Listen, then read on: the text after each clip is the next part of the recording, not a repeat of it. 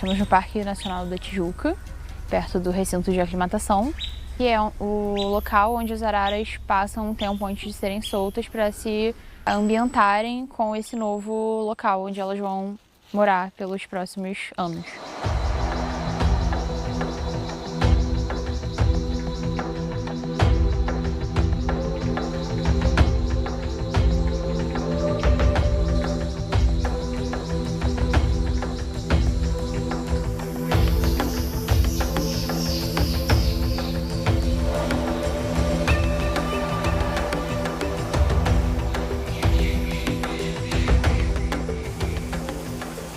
Esse é o grupo pioneiro dessa reintrodução. São 4 indivíduos, 3 fêmeas e um macho, e eles vieram em junho do Parque Três Pescadores, em Aparecida, que é um local onde eles já estavam passando por uma reabilitação. Os nomes a gente homenageou atores brasileiros e personagens de cultura brasileira também. Fernanda, Celton, que são um casal, e as outras 2 fêmeas são Sueli e Fátima. Não, mas nós temos reserva, olha aí, ó, Fátima e Sueli. Tá. A gente está fazendo a transição alimentar e aí a gente começa aos poucos a introduzir frutos nativos na dieta delas.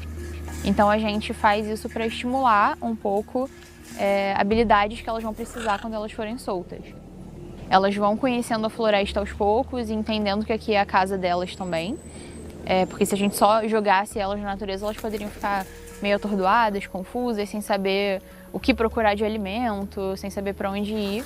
E isso também acaba facilitando um pouco o monitoramento, porque a gente, conseguindo criar uma fidelidade delas a esse local, a gente consegue ter uma noção se elas estão bem, se elas estão com algum problema de saúde que precisa de alguma intervenção, quem está vivo, quem saiu da população. A gente consegue ter essas informações também de uma forma um pouco mais fácil. Todos os dias a gente faz um treinamento, que a gente chama de treinamento de voo, em que a gente estimula elas a voarem de um ponto a outro. A gente tem alguns estímulos que a gente usa para direcionar esse voo, e com isso a gente consegue fazer elas darem alguns voos todos os dias, e essa frequência de treinamentos faz com que elas ganhem um pouco de resistência e consigam ter um condicionamento bom para voar, porque elas vão precisar voar longas distâncias quando estiverem soltas. A gente está aqui na última etapa do processo de volta desses animais, que alguns deles vieram resgatados de diferentes origens. A gente faz uma triagem clínica e comportamental desses animais para saber se eles podem voltar para a floresta. Muitas vezes esses animais, infelizmente, não podem retornar porque tem algum tipo de problema crônico ou eles têm algum tipo de doença ou podem transmitir alguma doença para os animais que estão aqui ou mesmo para outros animais da própria espécie deles. Uma vez que eles são diagnosticados como potenciais para virem, a gente começa o processo de transição. Como a gente não sabe a origem, alguns desses animais nasceram sob cuidados humanos. Então, a gente precisa treinar eles a viverem em vida livre. Basicamente, esse é o processo que a gente está fazendo aqui com as araras, que a gente fez com os jabutis, que a gente fez com os macacos bugios e a gente fez com as cutias. O Parque Nacional da Tijuca e Refauna já tem uma parceria mais longa, né? Então a gente já fez a reintrodução de algumas espécies que são importantes para a manutenção dessa floresta. As araras já estiveram aqui, né?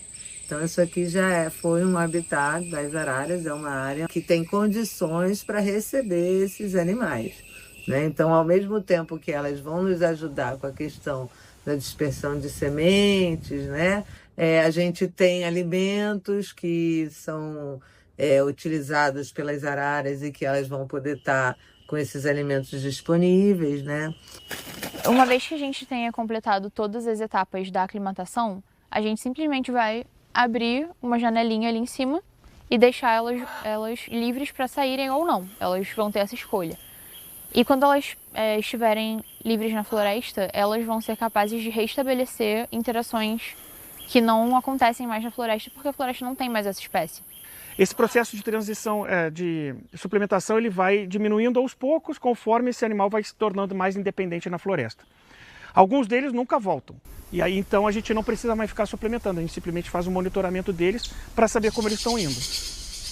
A arara canindela consegue acessar recursos que outras espécies não conseguem, e ela consegue levar, por exemplo, sementes grandes de um ponto a outro, o que é bom para a planta porque Assim ela consegue dispersar essa planta pela floresta.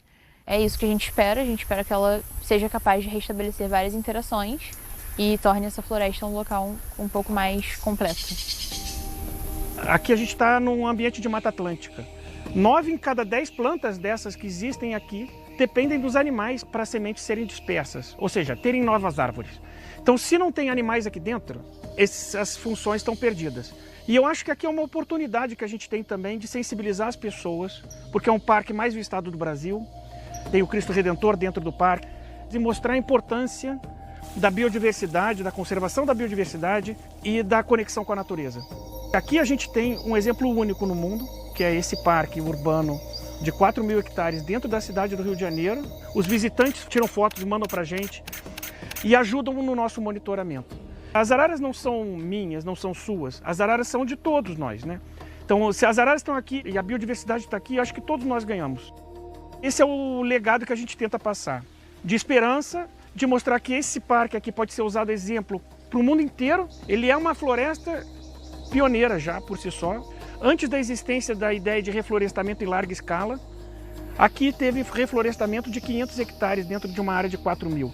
E a gente está recolocando os animais aqui para que de fato as pessoas possam aproveitar e o sistema possa funcionar como um todo.